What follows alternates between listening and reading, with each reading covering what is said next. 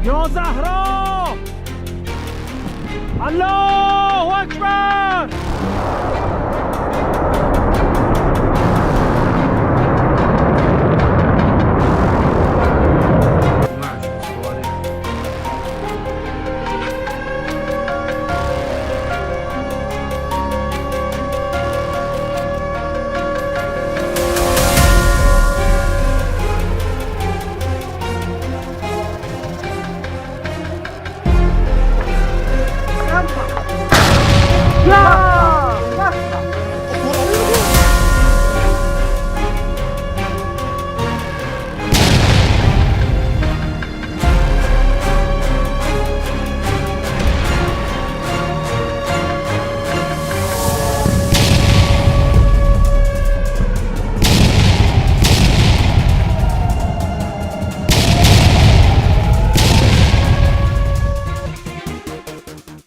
Beberapa hari terakhir, dunia kembali menyaksikan eskalasi mematikan di Timur Tengah. Bukan sekadar ketegangan diplomatik, bukan pula hanya pernyataan keras di media internasional. Ini adalah konflik bersenjata terbuka antara dua kekuatan utama, Iran dan Israel. Sejak 16 hingga 17 Juni malam, serangkaian serangan besar-besaran diluncurkan oleh Israel ke kota-kota besar di Iran. Dengan dalih menargetkan fasilitas militer dan komando Garda Revolusi, kenyataannya rudal-rudal Israel juga menghancurkan gedung siaran publik dan rumah sakit. Korban sipil berjatuhan.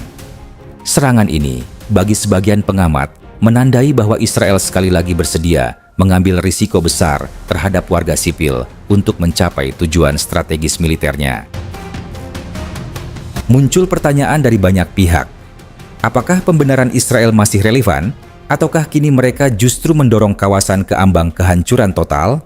Iran tidak tinggal diam.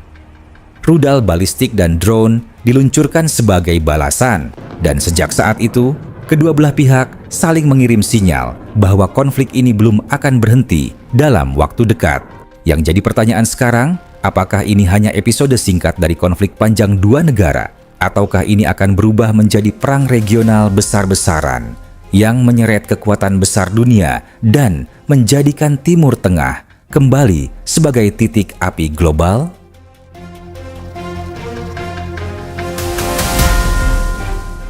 Tanggal 16 hingga 17 Juni malam, Israel meluncurkan serangan udara besar-besaran ke Tehran, Esfahan, dan Kermanshah. Meski pemerintah Israel mengklaim targetnya adalah fasilitas militer, banyak laporan menunjukkan kerusakan parah di zona sipil. Sebuah rudal menghantam kantor siaran IRIB saat sedang menyiarkan berita. 2 jurnalis tewas. Di Kermanshah, rumah sakit sipil terkena ledakan.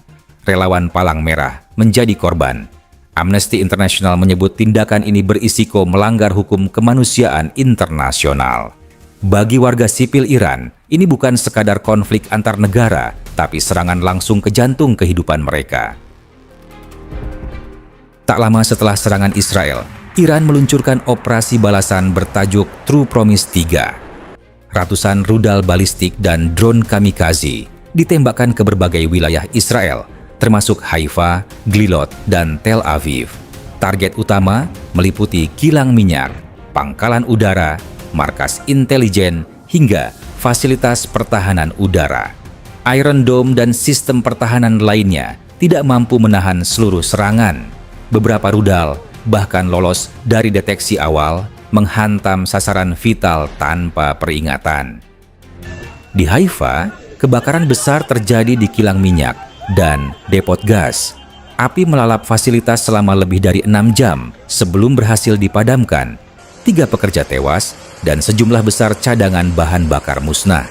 Salah satu rudal juga menghantam gudang militer di pinggiran Tel Aviv, menimbulkan ledakan sekunder dari amunisi yang tersimpan. Getaran ledakan terasa hingga pemukiman sipil, memecahkan jendela-jendela apartemen dan menyebabkan kepanikan massal. Ledakan di pusat industri Glilot menjadi bukti bahwa bahkan markas intelijen elit Israel, Unit 8200, tidak sepenuhnya kebal. Citra satelit memperlihatkan hanggar dan antena komunikasi yang hancur. Meski Israel tak mengakui secara resmi, gambar-gambar tersebut menyebar luas di media sosial. Iran menyatakan bahwa ini adalah peringatan, bukan serangan penuh. Namun dari dampak yang ditimbulkan, serangan ini berhasil menunjukkan kelemahan dalam pertahanan udara Israel yang selama ini dianggap tak tertembus. Lebih dari itu, serangan balistik ini memunculkan efek domino berupa ketakutan, disorientasi, dan terganggunya kehidupan ekonomi Israel. Bandara Ben Gurion sempat ditutup, lalu lintas udara internasional terganggu, dan beberapa perusahaan teknologi menghentikan aktivitas untuk sementara waktu. Warga sipil Israel mengalami tekanan psikologis luar biasa. Banyak dari mereka mengungsi ke selatan atau luar negeri.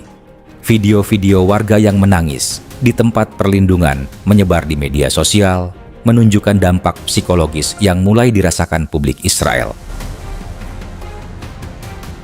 Yang mengejutkan, drone kamikaze Iran juga berhasil menyusup ke kawasan industri milik sektor teknologi tinggi Israel. Meski kerusakannya belum sepenuhnya terungkap, namun hal ini mengirim sinyal bahwa bahkan teknologi Silicon Wadi tak luput dari radar Iran. Beberapa analis menyebut ini sebagai demonstrasi presisi oleh Iran yang secara militer berhasil memadukan kekuatan rudal, serangan siber terbatas, dan perang elektronik untuk membingungkan sistem pertahanan Israel.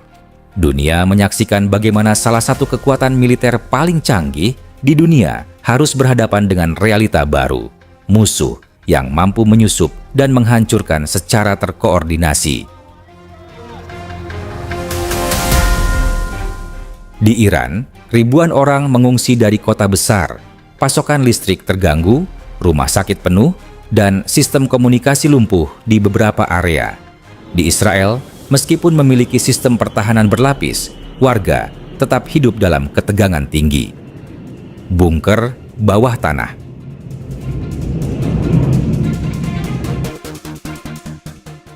Ketegangan ini berpotensi menyebar jauh melampaui dua negara. Hizbullah di Lebanon telah mengancam akan membuka front baru. Milisi Syiah di Irak dan Suriah juga siap merespons jika Iran diserang lebih lanjut. Di sisi lain, Selat Hormuz terancam ditutup oleh Iran jika Amerika Serikat ikut campur langsung. Langkah itu bisa mengguncang pasokan energi global dan memicu resesi regional. Kehadiran armada militer Amerika Serikat dan NATO di kawasan terus meningkat. Jika fasilitas mereka terkena imbas, konfrontasi langsung tak bisa dihindari. Turki dan Arab Saudi berusaha menjadi penengah, tapi posisi mereka yang sensitif membuat ruang gerak terbatas. Jika konflik makin panas, tekanan politik dan blok-blok aliansi bisa membelah Timur Tengah menjadi dua kutub baru.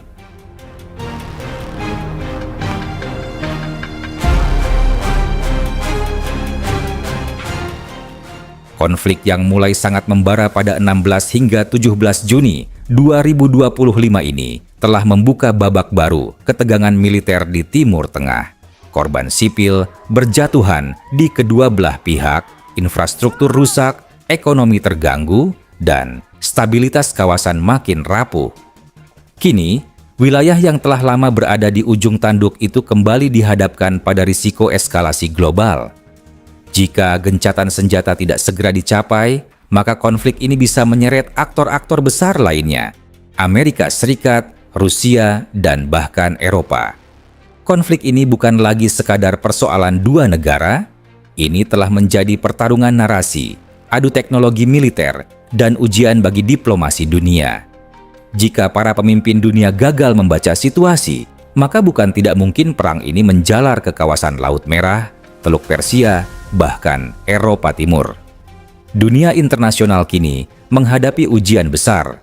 Apakah mampu mendorong perdamaian atau justru hanya jadi penonton dalam perang yang bisa menular lebih luas?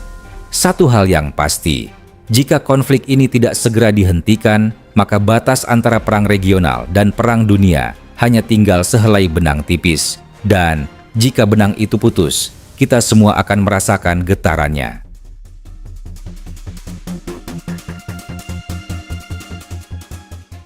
Video ini disajikan dengan tujuan edukasi dan informasi berdasarkan fakta dan analisis yang seimbang. Kami tidak mempromosikan kekerasan, kebencian, atau ujaran kebencian terhadap kelompok manapun. Konten ini menghormati kebijakan YouTube mengenai ujaran kebencian, konten kekerasan dan provokasi, dan informasi yang menyesatkan. Referensi kebijakan YouTube dan undang-undang terkait, Pedoman Komunitas YouTube, Undang-Undang Informasi dan Transaksi Elektronik Indonesia, dan Konvensi Internasional tentang Hak Asasi Manusia.